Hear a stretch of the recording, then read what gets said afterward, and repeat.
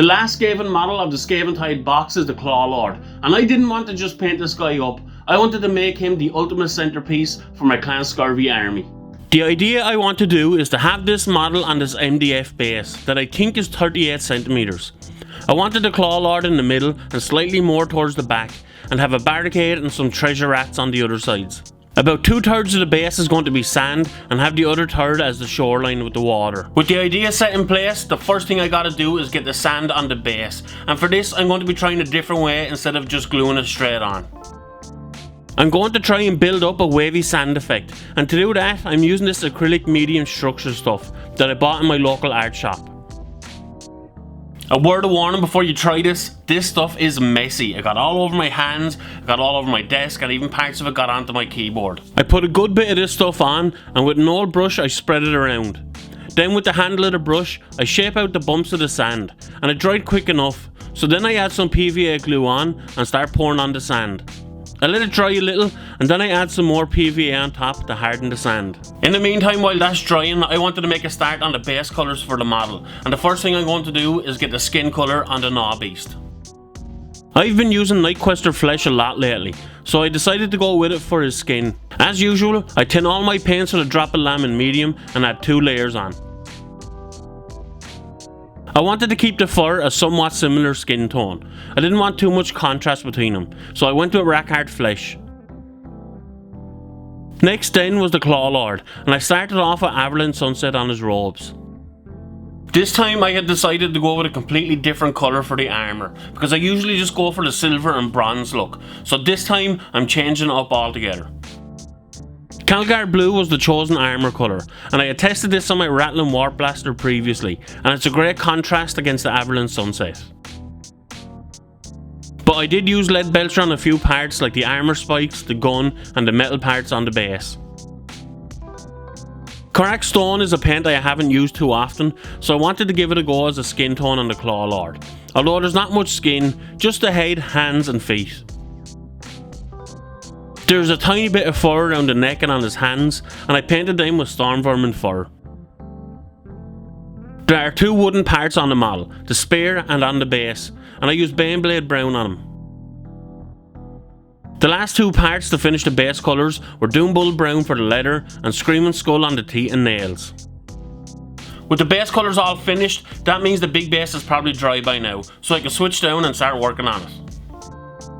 I give the sand a couple of thin layers of Averland Sunset, making sure to spread it around as evenly as possible. And I have to say, the wavy effect on the sand turned out really good, and it was a lot easier than I thought it was going to be to get it to look like this. Next is my favourite part, shading everything in. And with the base being the biggest part, I start off with that and I give it a good shade of Reichland Flesh Shade, mixed with some contrast lamb and medium.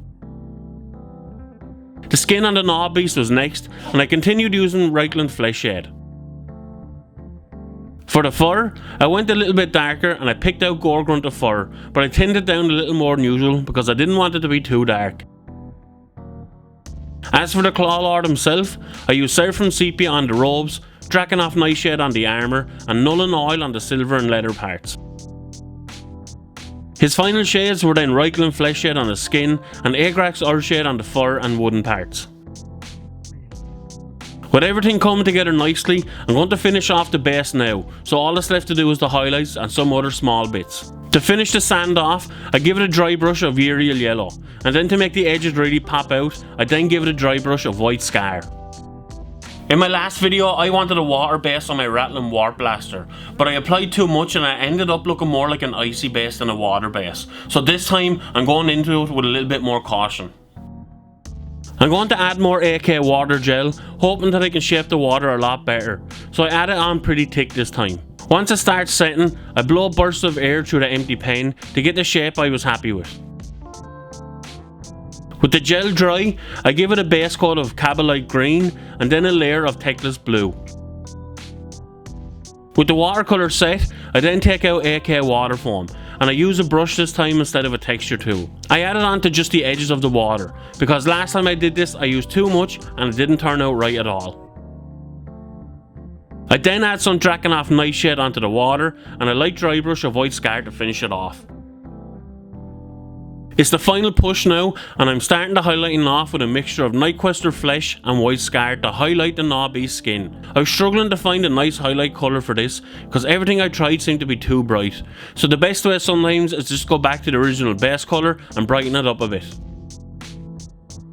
To finish off the Gnawbeast, I used flayed on flesh to highlight his fur. For the Claw Lord, I went to Uriel Yellow to highlight the edges of the claws. For the metal parts, I used Fenrisian Grey to highlight his blue armour and Stormhost Silver on all the silver parts. I then went back to Karak Stone to brighten back up his face, and I used Dawnstone on his fur. I dry brushed Baller Brown on the staff and on the wood of the base, and Scrag Brown on the small leather parts. The final touch was Screaming Skull on all the teeth and nails. Not sure if I mentioned it earlier, but these were shaded down with Agrax Earthshade. Just when I thought I was finished, I realised that I hadn't painted the blade on the spear and the Warpstone on the Gnawbeast, so I used 2 layers of Tesseract Glow to get that Warpstone effect. Clan Scurvy finally have their leader ready, and he is truly the mightiest warlord with his own mini diorama base.